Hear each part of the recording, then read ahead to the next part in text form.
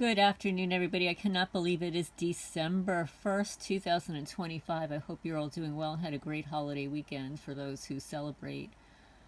My name is Lorraine, and I'm going to continue reading about rat snitches. I skipped over a small portion of it, and I moved forward to page 41 on what happens if you get busted, because you may be pressured into becoming a snitch. And you know how they set people up. Before I get into it, please remember to hit the thumbs up. It helps the channel grow, get the message out there. And I had a cat that just jumped over me and knocked us down, which has been a problem all morning. I have two cats in the house, and they're jumping back and forth. And I had to kick Zoomy out of the house because he's just so large and knocks everything all over the place. But anyway, so what happens if you get busted? You may be pressured to become a snitch. It happens all too often these days that you get busted, and the next thing you know, the cops are either threatening you or sweet-talking you into snitching on somebody else. And this is by Claire Wolfe, by the way. It's called Rat Snitches. And this is part 4, I believe. Let me just see. Part 4 on the rat snitches. Yes, this is going to be part 4 on rat snitches. They may promise to, quote unquote, help you if you agree to become an informant. They may tell you that a friend arrested with you is already singing like a bird, and you should too if you want to save your ass. See the prisoner's dilemma later in this book. They may say that they already know everything. Well, you've seen those cop interrogation videos on YouTube, right? Well, they'll take one person in one room, one person in another room, and the cops lie to one person and say, oh, we already know this about you, or your friend just said this about you. You know, they like to play games like that. So we'll get into it, but don't believe anything a copper says, okay? They're lies. They're like lawyers. They just lie. And the lawyers lie for them. If you don't believe that, just watch the civil rights lawyer on YouTube. You can see what goes on there. But anyway, they may say that they already know everything, so you might as well just tell your side of the story to make others look worse than you.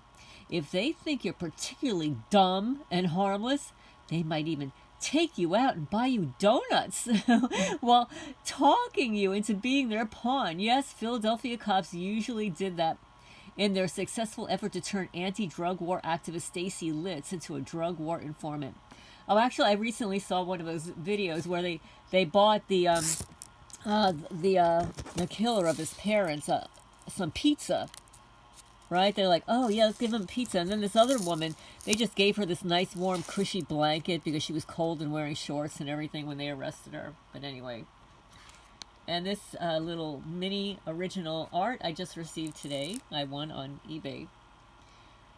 And it keeps sliding down, and I know why. I've got a little I've got a fan because the criminals broke the fan in my laptop so that it overheats, and the fan is blowing things around. So anyway, this is, I'll show you, by Virginia Libson Ba. I think that's her last name. But it's really cute. So anyway, you may imagine sitting there reading this that you'd never ever stoop to snitching on other people. But the fact is, until we've been tested, not one of us really knows what we might do under the right or wrong kind of pressure or persuasion. The good news is that just a bit of advanced preparation can help any of us understand how police get to us to work against our own interests and how they turn scared people into informants. Oh, somehow my neighbors must be really scared, right? Because they're all informants, right? Some pretty minimal knowledge can help us protect ourselves and our rights. Some of this knowledge can help us avoid being busted in the first place. Some of it can help us withstand the cynical manipulations of cops and prosecutors if we do get busted.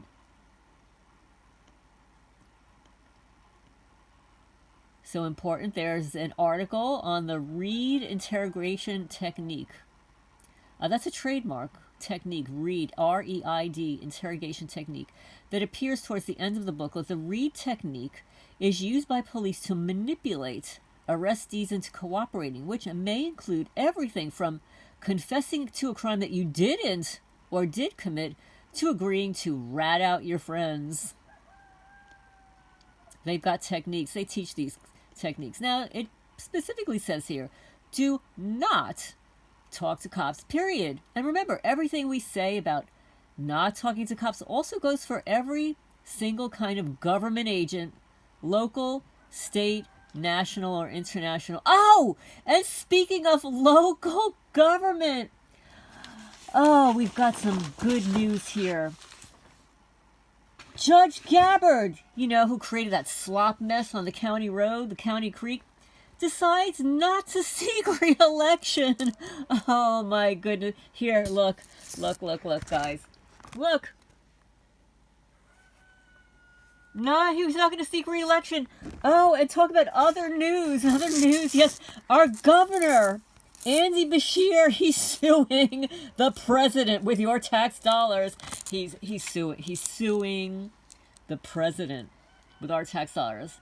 Meanwhile, the whole group with your tax dollars flew back and forth to Israel. Yeah, your tax dollars hard at work. So let's get on to it. If you're confronted by a law enforcement officer under circumstances at your front door during a traffic stop because you've been fingered by a snitch for any reason whatsoever, do not talk.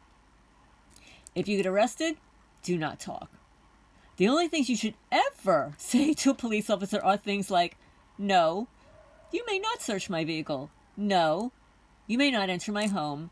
I do not consent to any search. Am I free to go? On the advice of my lawyer, I cannot talk to you. I will not talk without my lawyer present. You should never lie to a cop, because that in and of itself may be a crime. You should never imagine that you can outsmart a cop with clever talk. They've heard it all. You should resist the temptation to babble nervously. Very difficult for some of us. Well, I'll tell you flat out. The sheriff was here once with one of his side cohorts because of a crime that was committed. Of course, they never reported it, but that was back in the day when my guineas, they would encircle anybody that came onto the driveway, UPS, Federal Express, or whatever, but they gathered around the sheriff and his deputy or whatever and cackled. It was hilarious. I wish I would have videotaped that because that would have been like a viral video to see the guineas surrounding the sheriff. It was hilarious. But anyway, you should resist the temptation to babble nervously. Very difficult for some of us. Do not try to explain yourself. It's also difficult for some of us. Do not try to talk your way out of a situation except where you can state a legal or constitutional principle that demonstrates your innocence. This is a technique that can be used by people who photograph or videotape cops at work, people who legally open carry weapons, or people who are legally protesting. Even then, you may still get busted and or beat up, but you'll be creating a case in your favor that might become useful later. Oh yeah, and if you get tossed into jail, don't, this is big bold print, talk to your cellmates or the jailers either. You can chitty chat with your cellmates and pass the time and keep them from thinking you're a jerk, but you can probably also learn quite a bit from them. But do not talk about anything to do with your case. Even if you don't think you're admitting anything incriminating, you're opening yourself up to every jailbird who may want to trade information, even false information about you, to the cops. So just shut up. Just shut up. The police officer is not your friends. Contrary to what you might have learned in kindergarten, and actually, guys, we have a cop in my family, and when I was growing up, the cops were like, I thought the cops were great. I mean, I had no qualms about the cops until I moved to 52 Sutton Drive, Manalapan, New Jersey, home I lived in for 30 years as an original owner. And I actually even had cops help me. This one cop who was the dog handler, had a great dog, and he helped me when people were dumping cats in my feral cat colony. They were dumping domesticated cats, which was a problem. And a police officer came. I don't even remember his name. But the whole time he was there helping me, I did not even know that he had a dog, a police dog, in the back of his vehicle. That dog did not say a peep. And that dog was surrounded by cats.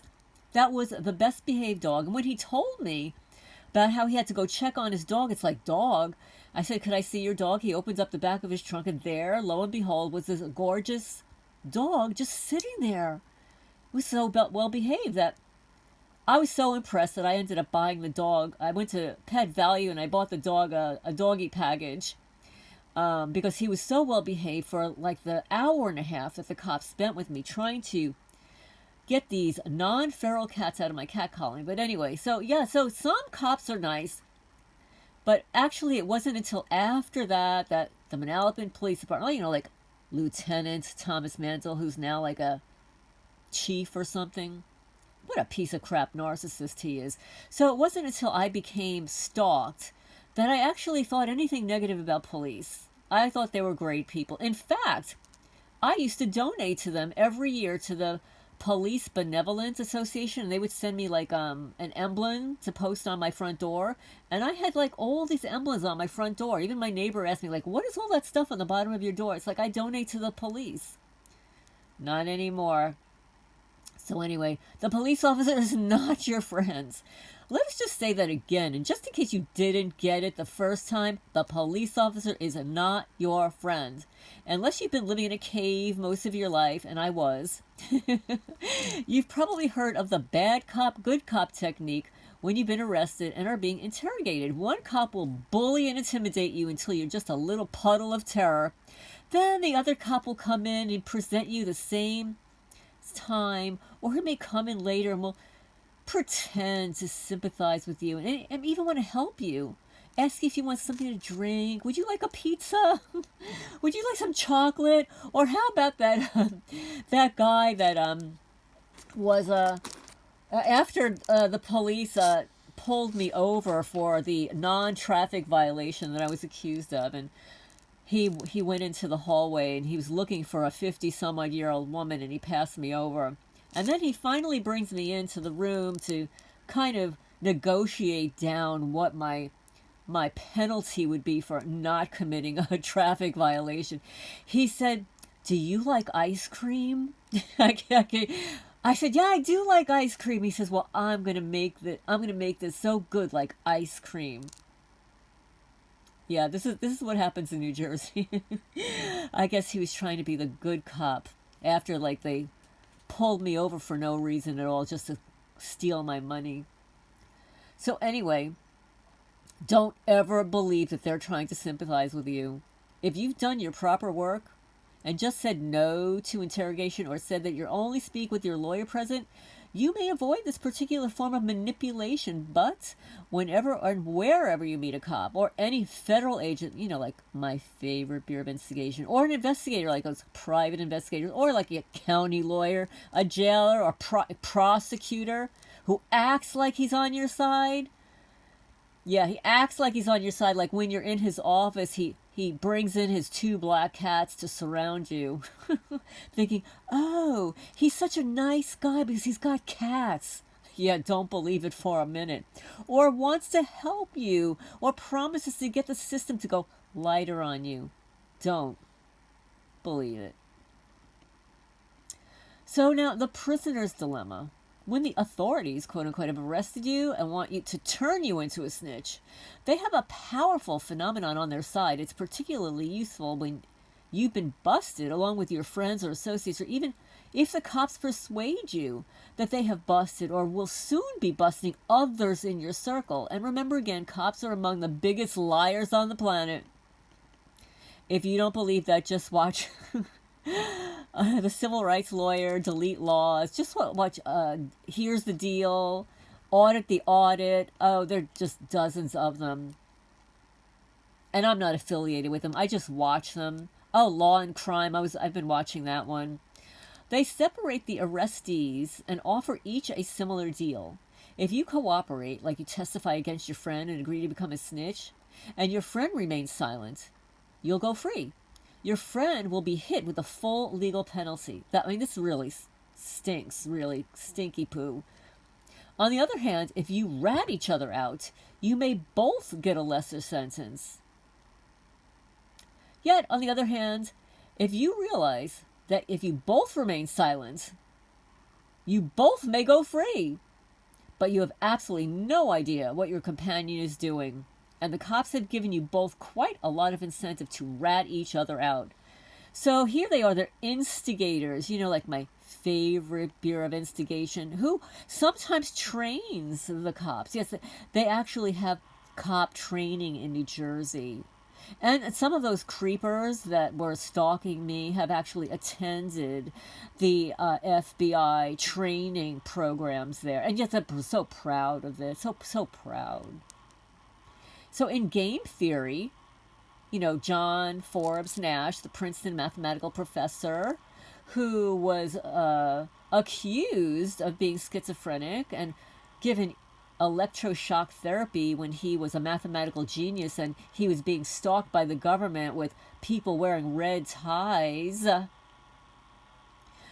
In game theory, according to Wikipedia, the logical decision leads each other to betray each other, even though their individual prize would be greater if they cooperated. In reality, if you and your fellow arrestee were allowed to discuss your decisions, you'd probably both opt to clam up.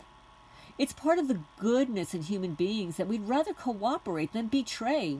However, the police are going to keep you apart through this process as best as they can, which makes the temptation to betray seem the only logical, self-protective course of action. So sitting here safely reading this booklet, you might very well say to yourself, quote, "I'm a good person. I would never rat out my friends," unquote.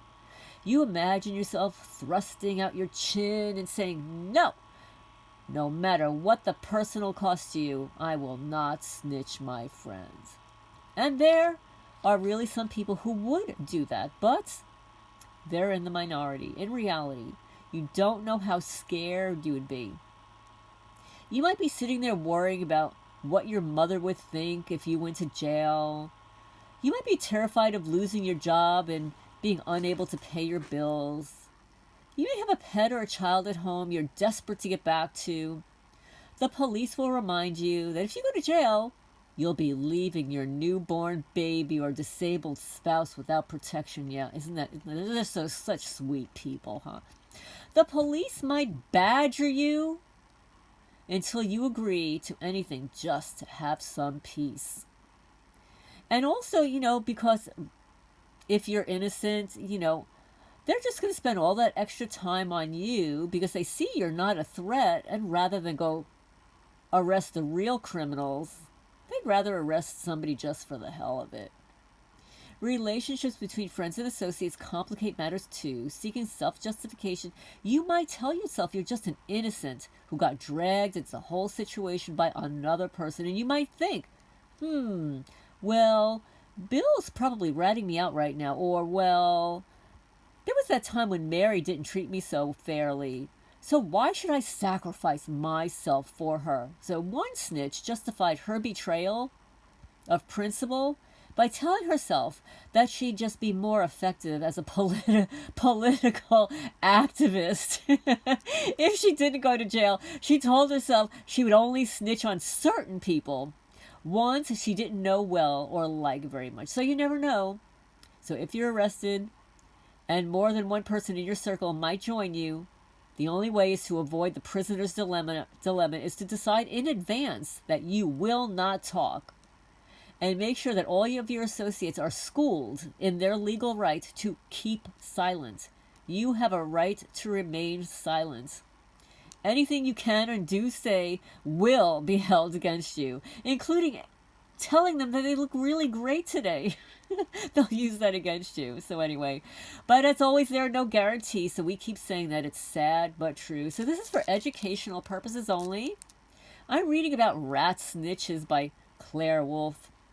Leave your comments down below. Hit the thumbs up. It helps the channel grow, get the message out there. And yes, from what I understand, I've been talking to some other people about this YouTube demonetization thingy-dingy, is that when I go up for remonetization in February, I still have to like apply as if I've never been monetized before, meaning that I need to gain the watch hours, the thumbs up, and the subscribers, which I already have the subscribers. So keep watching till the end of the video. That's really important. Sharing the video, that's important also. And I appreciate you guys, and I will talk to you soon.